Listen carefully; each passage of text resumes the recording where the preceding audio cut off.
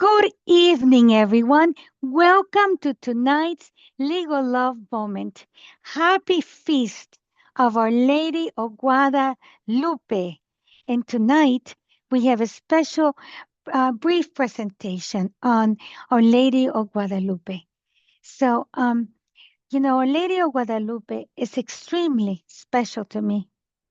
She is the source of my joy, my peace, my consolation in times of trouble. And also, uh, every day, the light that guides my path.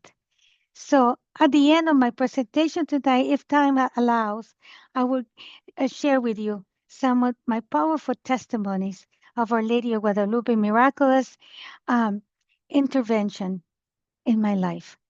So let's sing to Our Lady.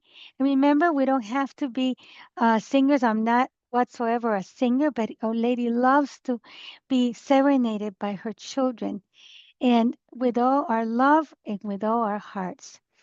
This is a traditional song for Our Lady of Guadalupe. Desde el cielo una hermosa mañana, desde el cielo una hermosa mañana, la guadalupana, la guadalupana, la guadalupana bajo al tepeyac, la guadalupana, la guadalupana, la guadalupana bajo al tepeyac.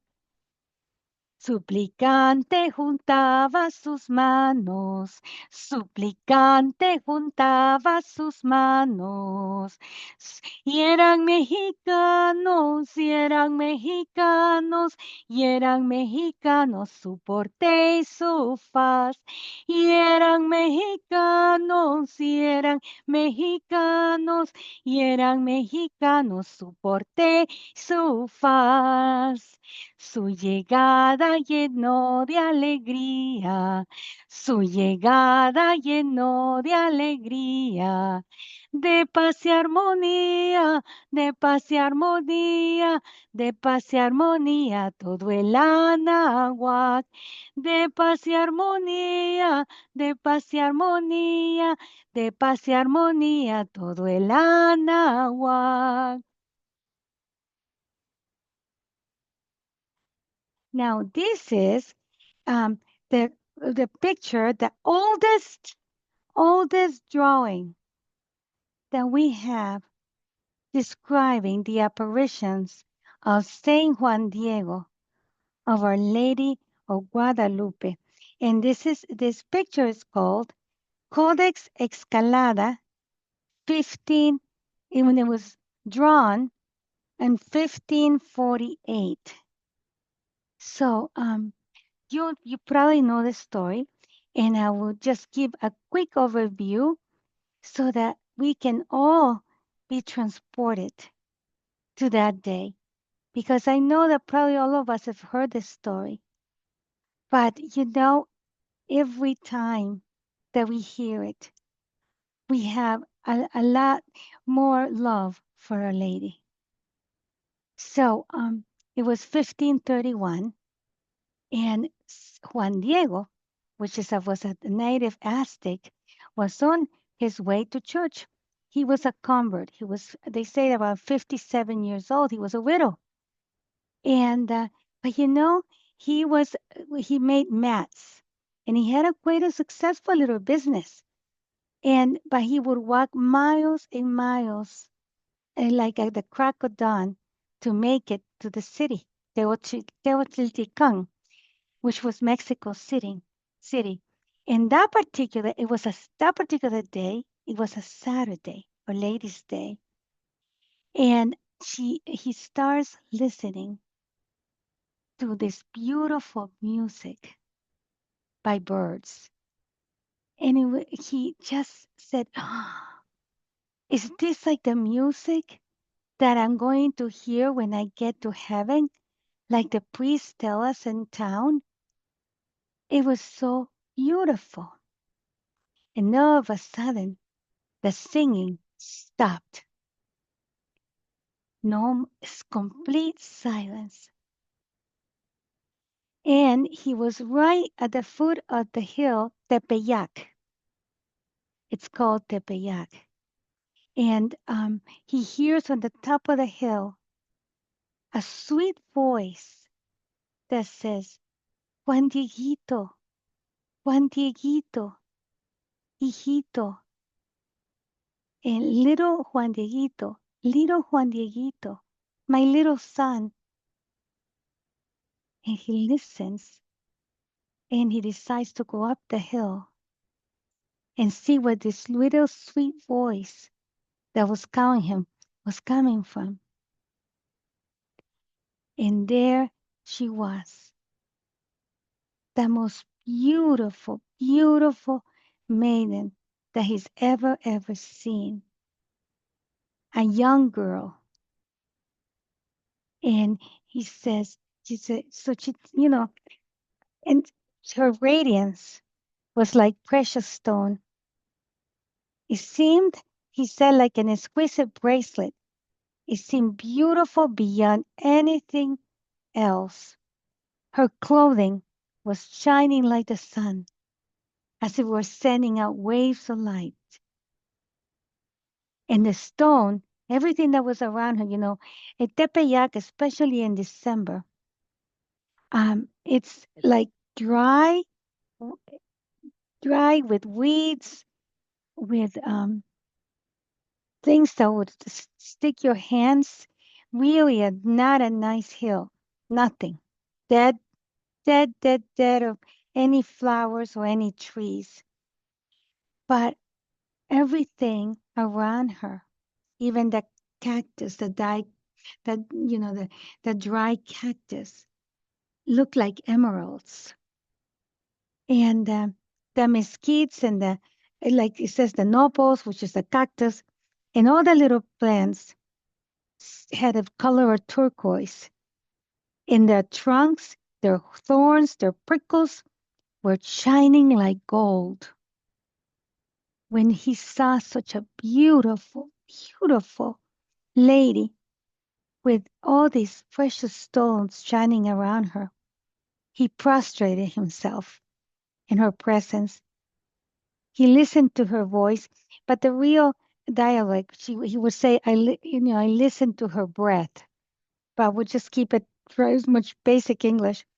Her words, which give great glory, were extremely kind, as if from someone who was drawing him towards her and esteemed him highly. And I remember when I read this, when Saint Bernadette spoke about how Our Lady first talked to her, because she was a very poor little girl that lived in a room that was a prison cell. And she said, when she spoke to me, she made me feel like I was a person. Our Lady was so polite to her. She said, "Oh, would you do me that favor, to please?" So Juan Dieguito said the same thing. That she spoke to him like, that like she knew him, and that somebody that loved him so very much. She said to him, "Listen, my dearest and youngest son, Juan, where are you going?" And she answered her, "My lady, my queen, my little girl, I'm going as far as your little house in Mexico to learn about the things of God." Then she talks with him. She reveals her precious will.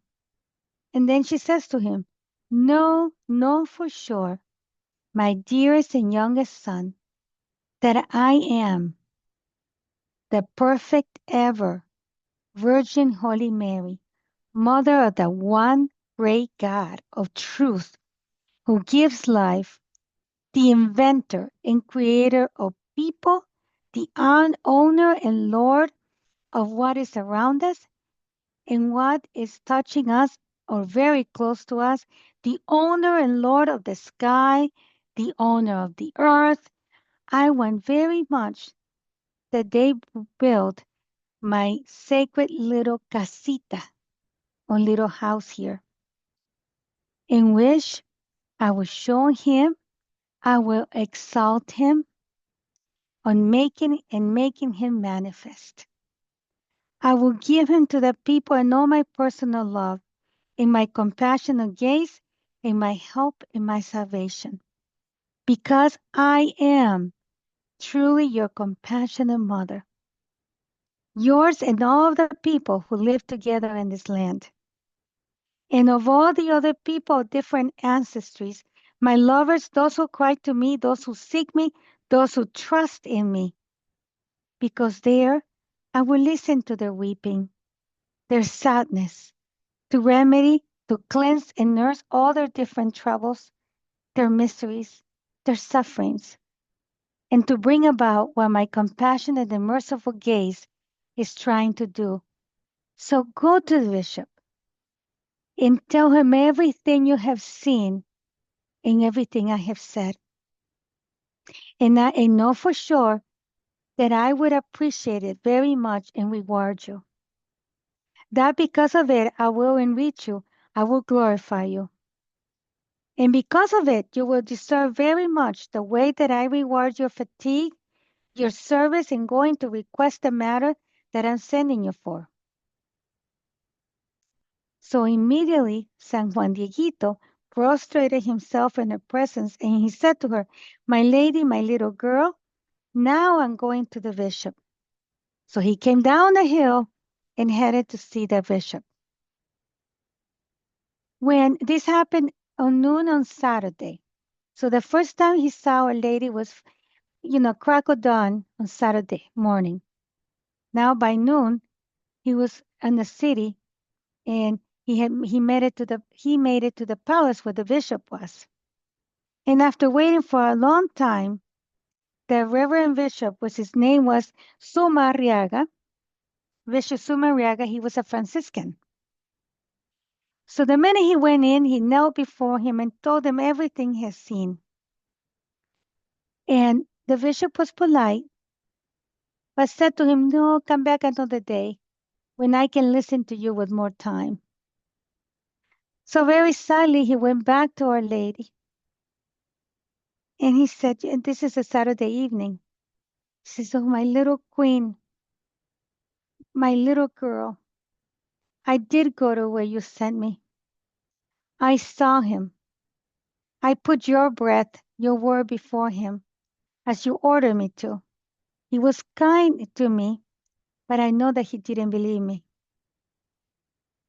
I beg you, my lady queen, my little girl, to have one of the nobles who are held in esteem, one who is known, respected, honored.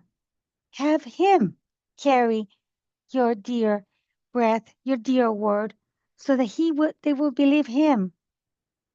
Because I'm really just a simple man of the country. Please excuse me. My lady, my mistress." The perfect virgin, worthy of honor and veneration, answered him, "Listen, Juan Dieguito, my dearest son. Know for sure that I have no lack of servants or messengers to whom I can give the task of carrying my breath, my word, so they carry out my will. But is it very necessary that you personally go and plead that my wish, my will become a reality, be carried out through your intercession? And I beg you, my youngest and dearest son, and I urge you strictly to go again tomorrow to see the bishop. And in my name, make him known, make him hear my wish, my will, so that he will bring into being, he will build my little casita, oh God, that I'm asking you for." So, for his part, Juan Diego said, "Okay, Your Lady. My lady, queen, my little girl, I will do as you wish. I will carry on your will." On the following day, which was Sunday, was in the morning, while it was still dark. he left there. He started to walk back to Tlatelolco, which is Mexico City. And around 10 o'clock in the morning, after Mass, he went on. Well, he went into the palace and went in to see the bishop again. The bishop listened to him carefully, and he said, "Well, ask if it's the Virgin Mary. Ask her to give you a sign, so that I know it's her, so I can build her, uh, her casita that she's asking for."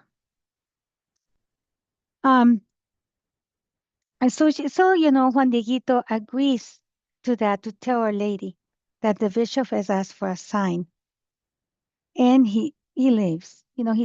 He takes off. So the bishop has him followed by two men, but the men lose. Once Juan Dieguito makes it to Tepeyac Hill, they lose him, and they were so upset because they felt that when they went back to the bishop and told them that they lost him, that they couldn't keep up with him, they would be embarrassed and they would be put to shame. So when they came back to the bishop, they made up stories. Isn't that the easiest way for the enemy to get rid of somebody? False accusations. He said, "You know what? He's a crazy Indian. He's a liar. And he is just looking for attention. And so if he ever comes back again, we are going to beat him up to teach him a lesson, never to be telling lies." So meanwhile, San Juan Dieguito is with Our Lady again, telling her about the response that the bishop had given him. When she had heard it, she said to him, "That's fine, my dear son. You will come back here tomorrow, so that you may take the bishop the sign he has asked you for. With this, he will believe you, and he will no longer have any doubts about it, all this, and he will no longer be suspicious of you. And know, my dear son, that I will reward your care and the work and fatigue that you have put into this for me. So go on now. I'll be waiting here for you tomorrow." So Monday, December 11th, um, when that morning, Saint Juan Dieguito, uncle, woke up feeling like he was going to die, Juan Bernardino.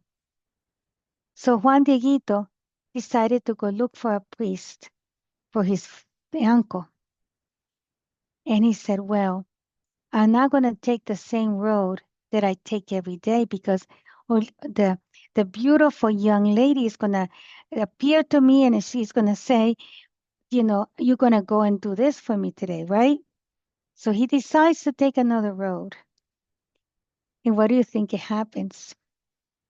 Our Lady comes up to him and she says to him, "Juan Dieguito, where are you going?"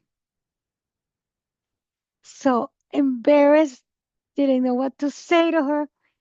So he says, "Well, it's just that my uncle is very sick and I can't do the errand that you have asked me to. I can't bring the sign that you want. Can't go and tell the bishop what you had told me to tell him, that you will give me the sign, because I gotta go and look for a priest because my uncle is dying." And this is when she speaks to him in the most beautiful words and famous words from Our Lady Guadalupe. "Listen, put it into your heart, my youngest and dearest son, that the thing that frightened you, the thing that afflicted you, is nothing. Do not let it disturb you. Do not fear this sickness, nor any other sickness, nor any sharp and hurtful thing Am I not here? I, who am your mother? Are you not under my shadow and protection? Am I not the source of your joy? Are you not in the hollow of my mantle, in the crossing of my arms? Do you need something more? Let nothing else worry you, disturb you. Do not let your uncle's illness pressure you with grief, because he will not die of it now.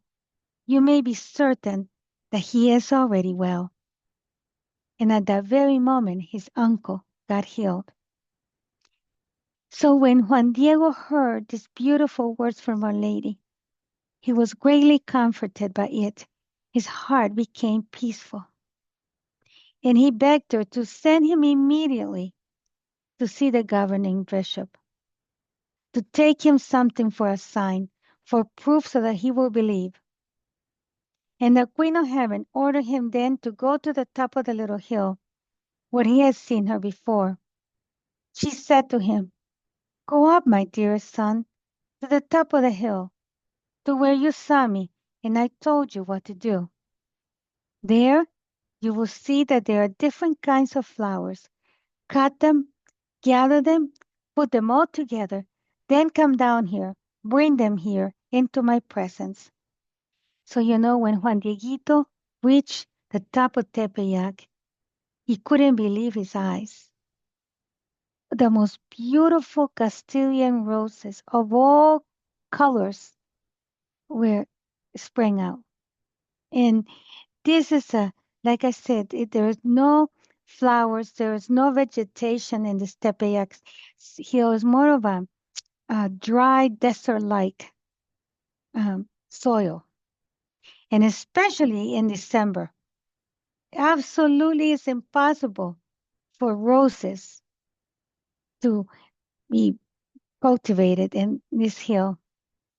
But he grabs them, cuts them, and put them inside his tilma and takes it down to Our Lady. Our Lady opens her tilma, looks, examines the roses, and here, she herself arranges them and places them inside the tilma and says to Juan Dieguito, "Don't let anybody see what you have inside your tilma except the bishop." So off he goes back to see the bishop, because the bishop had been told by this man that Juan Dieguito is a liar, that he's just looking for attention, and all these lies about him. The bishop makes him wait in this cold December day all day long. Juan Dieguito stood there with his eyes looking down and holding down to the tilma with a bundle of flowers wrapped up. Well, the men in the crowd, they wanted so bad to see what he had in his side, his tilma. Finally, they sort of like bullied him into and opened his tilma to see what was there. And they saw the most beautiful roses inside the tilma. But when they tried to grab them, they disappeared. So then they ran into the bishop and they said what had happened to them with the flowers. So then the bishop agreed to see him. So finally, Juan Dieguito was led into the bishop's chamber, and he said, "I brought the sign that you asked from Our Lady." And Juan Dieguito thought that it was the flowers, the roses, that was the sign that Our Lady had sent. But when he opened his tilma, there was the image of Our Lady of Guadalupe, the exact way that he exact picture, the exact image that he had seen on Mount Tepeyac appeared. So the bishop fell to his knees and apologized to Our Lady for not believing right from the beginning. And needless to say, the Juan Dieguito was asked to stay at the uh, at the same house, the bishop house. That you I guess you would call it the rectory nowadays. And it's so and then he asked to be let to go to see his uncle because he wanted to see how he was doing. And the uncle, the minute that he saw him come with all the people, because everybody wanted to go with Juan Dieguito, the uncle told Juan Dieguito that the lady had appeared to him exactly at the same time that he has said to Juan Dieguito, she has said to Juan Dieguito that the uncle was healed. And you know that the name Guadalupe really means one that crushes the serpent in a what. So going with that, when a lady and then they had countless miracles after that. They brought this dead warrior, Indian warrior, that had a arrow go right across his heart, and they put him in front of the Telma, and he came back to life immediately. And yes, Our Lady came to Mexico at a very, very difficult and dangerous time. The Aztecs were the natives from Mexico were very cruel warriors. They believed that the moon, the sun, and another many gods, but the moon and the sun were enemies with each other. And and they felt in their own way that they had to please them. So, in the only way to keep them pleased, happy, was to sacrifice babies, sacrifice warriors. And so let me back up a little bit. When the first Spaniards came, the general that came to Mexico in 1519 was the Captain Hernando Cortés. And he came from Spain and he brought many, many, many little statues made out of wood of Our Lady. And his plan was that he was going to go throughout the area where they were going to colonize and teach the faith. And they were going to start little churches with these little statues made out of wood. And actually, they were called the Ladies of Hernan Cortés. So, he and there the head one of the Aztecs was Montezuma. And he he tried, Cortés was very courageous. He tried to go into one of the major temples that they had, and they and threw away, broke the gods that they have there in that temple, and instead he placed a statue of Our Lady. And all the Aztecs were like, "What? A woman with a baby is going to replace one of our gods?" So soon Cortés found out that it wasn't going to stay. And because the Aztecs turned against them and they started to persecute them. And the one thing he wasn't going to allow was anything to happen to that statue because he placed it right where their gods were. So he went back against all odds and dangers to rescue that little statue of Our Lady from that temple. And as it turns out, some of his men were caught by the Aztecs. And in the same altar where Our Lady had stood, these people the torture was that they would take from a person, a man that was alive, the heart out. And they would hear the screams of their friends. And in the same place where the Our Lady had stood up, this is where they used to make the sacrifices. But when Our Lady came in this terrible, terrible situation, where there was no peace between the Aztecs and the Spaniards, Our Lady appeared. And it really was a way, this is a code from heaven.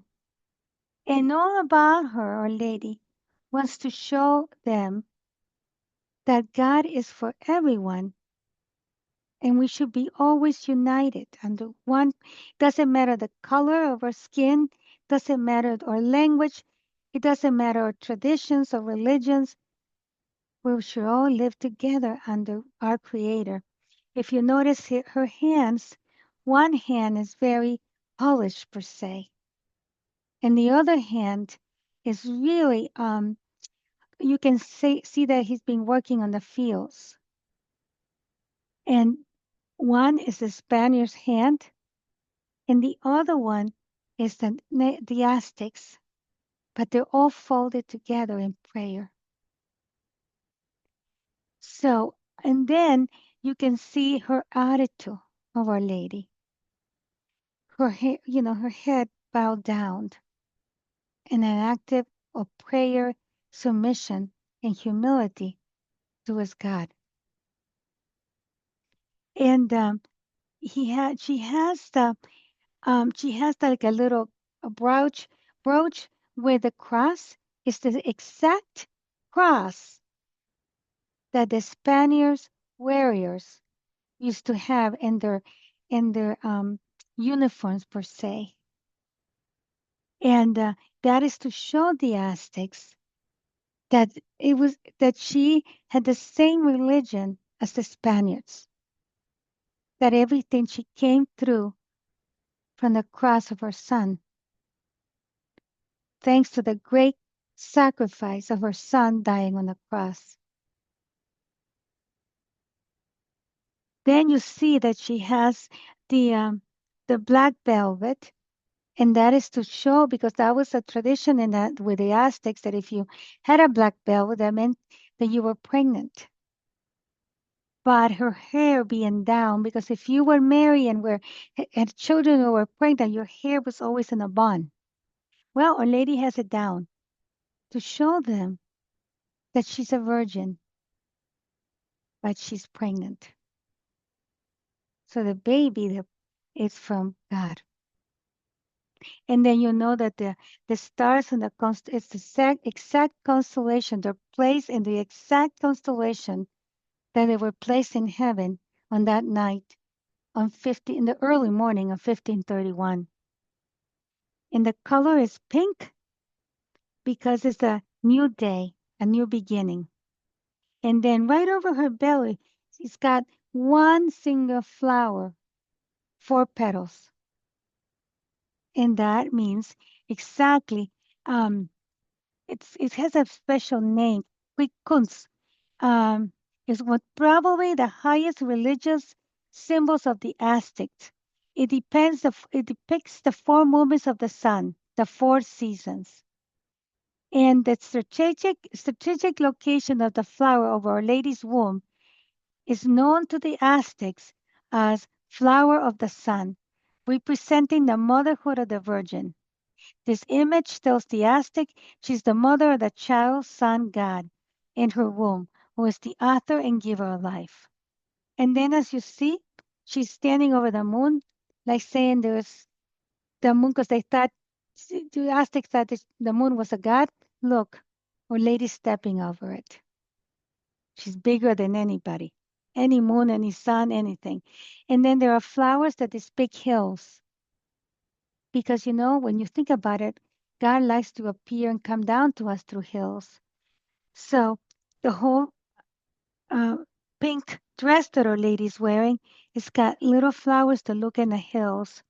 And also the color of her mantle is green to show everybody that she's a queen.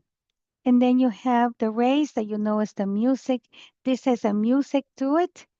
And the angel, you know that only people with part of the being a king or a queen were carried by slaves or helpers. So Our Lady is being carried by an angel to show that she is the Queen of Heaven. And there's a lot more to say about Our Lady image, but because of time, I am going to stop there. But so the most important thing is that Our Lady is coming to us too today, and to know that just like she came to very tumultuous time, just when everything looked really bad for the Spaniards, they were getting really, really disappointed. They thought they were going to have to leave the Americas because the Aztecs were not friendly whatsoever, did not believe in them, did not trust them. But Our Lady came, and after she appeared, and she had symbols of the Aztecs and symbols of the Spaniards, they knew then that that was God, not these other gods that they were thinking. And something immediately, something like 4 million of natives got converted in the years after Our Lady appeared. And no more human sacrifices, no more babies being sacrificed. So I say to us, isn't that wonderful that just when we feel sometimes that we can't take it anymore, that we are at the end, like at a dead end, that we have had it. Isn't it wonderful to know that we are loved by God and that Our Lady is coming to visit us, that she's right here with us, and that we can go to her and tell her everything that is bothering us? And we know how much she loves us and how much she wants to hear from us and how much she wants us to tell her all our joys, all our happiness, everything. And we know that she will intercede for us. So, if it, so how, and I guess the end question would be, how do we become good daughters, good sons of Our Lady? We know, because she even has her little leg, a little, like in a moving, because in the Aztecs, when they used to praise the gods, they used to dance. So Our Lady shows that she is praising God, praising the Creator. So for us, and she's in a move, Our Lady's moving.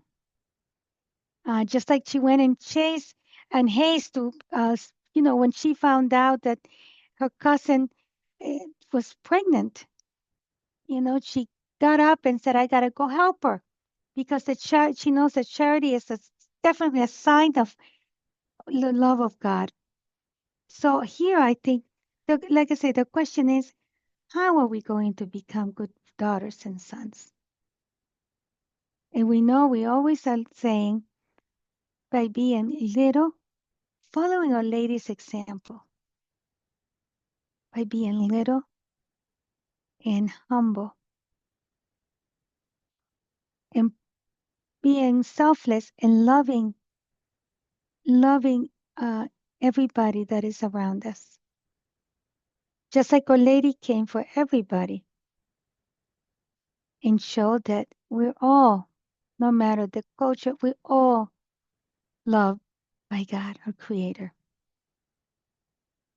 So I hope that this has awakened you, this eagerness, this joy, this happiness to know that we have a mother who absolutely loves us and wants to be with us every moment of our lives to help us to get to heaven and have joy for the rest of our lives. So the question is, how we going to be? How are we going to be good daughters of her, good sons of her? What is going to be the response of our love for her? becoming like a mother, like a daughter, humble and little and extremely in love with God, our Creator. Thank you for listening. Happy Feast of Our Lady of Guadalupe. And I hope that you can join us in prayer anytime, morning or night. Thank you.